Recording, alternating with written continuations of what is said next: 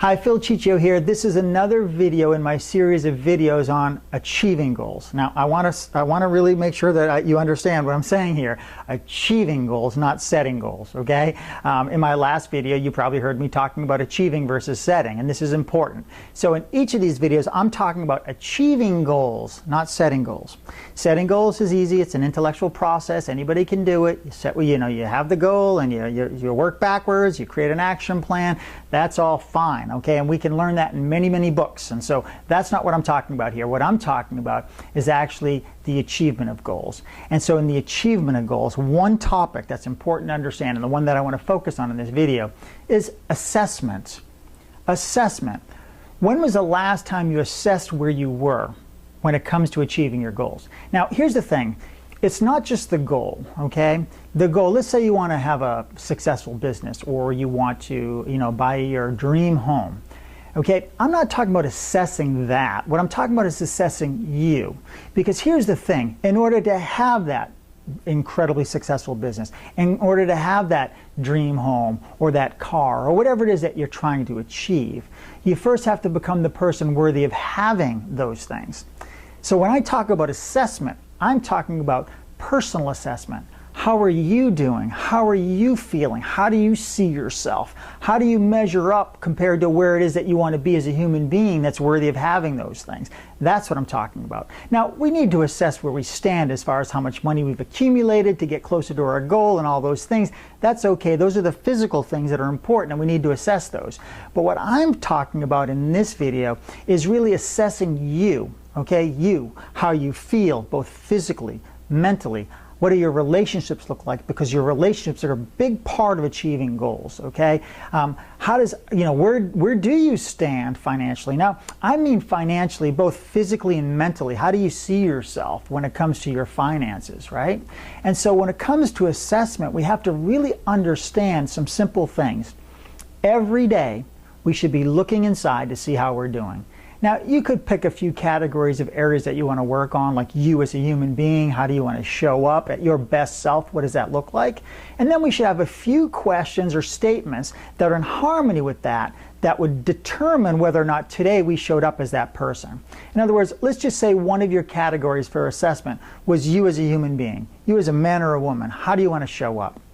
So I would look for a couple of key things that you could ask yourself, like, was I vibrant today? And so you would have a statement that would say something like, I showed up today with full vibrancy. And then you would measure yourself on a scale of 1 to 5, how did I show up today? And so at the end of the day, you'd ask yourself, or you'd assess yourself in a series of areas that would determine how you showed up. So let's just say that we talked about our vibrancy, or I felt energetic today, or I felt like I was present, or I felt like I was engaged today. And we'd have some assessment statements that would determine whether or not we did well today or we didn't do so well. Now, not to beat ourselves up, of course, right? That's not the point of this.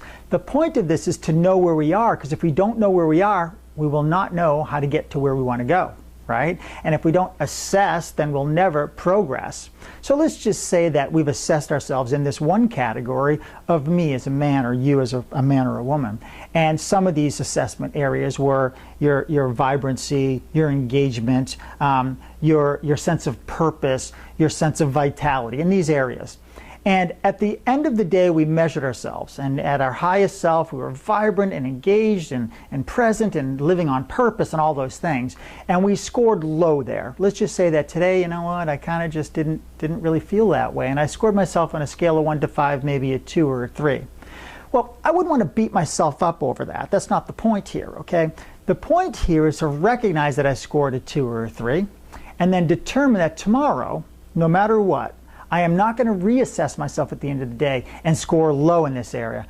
Tomorrow, I want to score a 5. In other words, I'm going to crush it tomorrow. I'm going to be vibrant. I'm going to be full of energy. I'm going to make sure that I'm present and on purpose and all those things. Now, if I do that, if every day I assess myself and I determine the areas where I did not score well, and the following day I go out and I crush it in that area, am I going to grow? Am I going to progress? I am. And see, for you to achieve your goals, it's about growing. You as a person must grow to achieve those goals. See, you don't get the thing first and then grow into the person that's worthy of it. You don't get the house or the vacation or the car or the business first and then grow into the person who's worthy of it.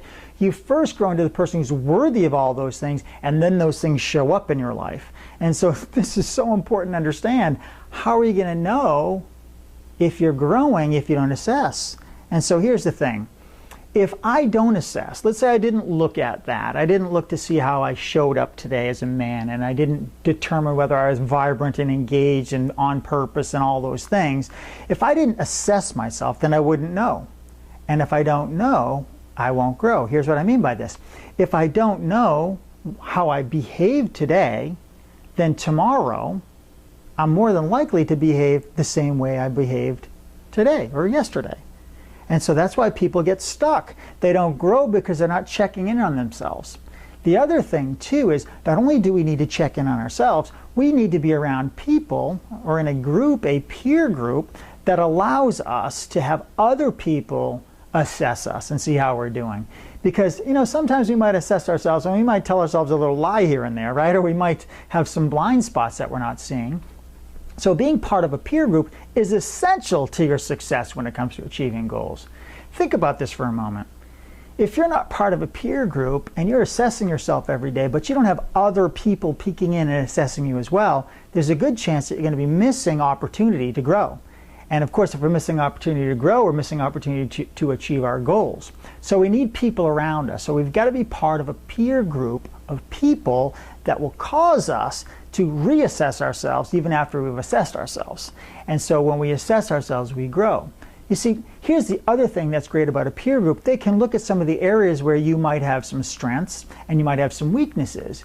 And they can look at those areas and they can help you to develop yourself in those areas, even by just making you aware of it. But maybe some of those people in your peer group are really excellent in some of the areas that you're not so excellent at. And they can help you manage some of the areas that you're weak at and really work hard on the areas that you're strong at, or maybe help motivate you to get better at those areas. Because so many people are working on their weaknesses, right? And working on your weaknesses is really not a model that I subscribe to. I believe that we should manage our weaknesses, but we should really be focused on our strengths. And sometimes we don't know what those are, and that's why being part of a peer group, we could find that out. We could ask those people, hey, based on what you see me doing, based on the commitments I've made, where do you think that I have what are my strong suits? And what do I have that might be a weaker part of me that I could manage? And then we focus on those things that are really strong. Because think about this, if we focus on our weaknesses, there's not a good chance that we're going to really get where we want to go. But if we really focus on what we're really good at already and make that great, now that's where the power is. That's where you're really going to win. So if you find yourself consistently working on your weaknesses and not getting very far in life, then guess what? You're working backwards, because if you really want to win, it isn't about your weaknesses. Now, we can't ignore them. We've got to manage those. But the reality is we've got to work on the things that bring us excitement and joy, and those are the things that we're really good at. So let me show you an example of what I mean by this. Let's just say that you have a few things that you're working on, okay? Let's say you have a few things that you're working on. Some are your strengths, some are your weaknesses. And so we'll list them out here. So we've got 1, 2, 3, 4, 5 things. And so on a scale of, let's just say 1 to 10, all right? Maybe 1 being the weakest and 10 being the strongest.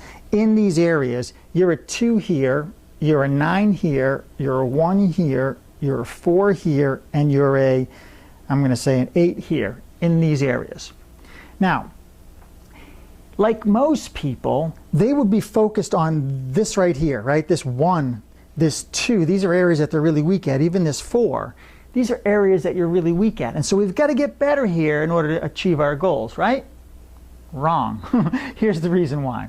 Because the reason why you're weak in these areas is probably because you have no interest in those things. Think about this for a moment. Think about what you're a 1 in or a 2 in. You don't have a lot of interest there. As a matter of fact, if I came to your home, and let's just say that I looked at the magazines that you have on your coffee table, or I looked at the books you have in your bookshelf, I can almost guarantee that you wouldn't have any books or magazines or any resources at all that are in harmony with these couple of things here, would you? You're not buying books that teach you how to get better here, because you're not interested in those things. And so you're not going to focus on those things. And if I try to get you to go to a training or watch a video or read a book about this particular thing, you're not going to be that engaged, are you?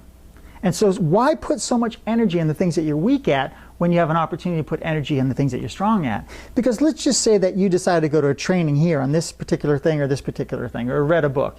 And because you're not engaged, you're not really picking up a lot of it. Let's face it, okay? You're not really there. I mean, I do a lot of training, and people will come to a training that they were forced to go to by maybe their boss or something, and they don't want to be there. And so if they don't want to be there, how much information are they really going to absorb? Not much.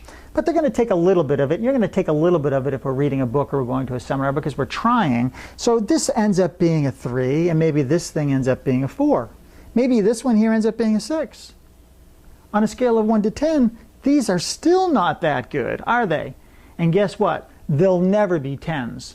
You'll never make this a 10. You'll never make this a 10 or this a 10 because you're not interested in these things. So why focus there? Now, we need to manage those, well, whether that is a tool or an app or a resource or another person that can help you there. To manage it, that's fine. Okay, we don't want to ignore it. But here's what I'd be focusing on. I'd be focusing here, and I'd be focusing here, because now I know this can be a 10 and this can be a 10, and I'm going to crush it in these areas, and that's how I'm going to win. But you see, we won't know this if we're not assessing ourselves. So assessment's critical. We also won't know it if we're not having other people in our peer group assess us. So when was the last time that you assessed yourself? When was the last time you really looked inside and you said, hey, how am I doing? Now, I mentioned you as a person, as a human, but also we got to talk about how we're doing when it comes to our physical fitness, right? Do I feel energetic? Am I physically fit? Those kinds of things. We have to assess ourselves in the area of our relationships. How am I developing my relationships? Am I really engaged with the people around me? Am I developing new relationships? Am I networking? Am I growing my sphere?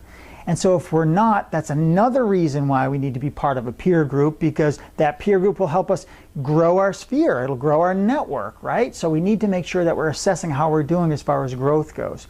We also need to assess how we're doing financially and how we're doing towards our goals and all those things. Without assessment, we're not going to progress. So I'd encourage you to not only set the goal, okay, become the person worthy of having the goal. And the only way you're going to become the person worthy of having the goal is to know how you're doing, okay? So that you'll grow. Get around people that are going to help you grow. Assess yourself. Find out where you didn't do too good today, and tomorrow go kill it in that area, okay? Go do a really great job in that area. That will force growth. If every day you're assessing yourself and you pick an area, 2 or 3 or 4 areas, and you pick one area where you scored the lowest, and you go out tomorrow and you make sure that when you go to, before you go to sleep tomorrow night, you've done an amazing job in that area, you're going to force yourself into growth. And when you grow, your goals show up. Your goals will never show up until you grow. And so growing takes a little bit of getting uncomfortable too, right?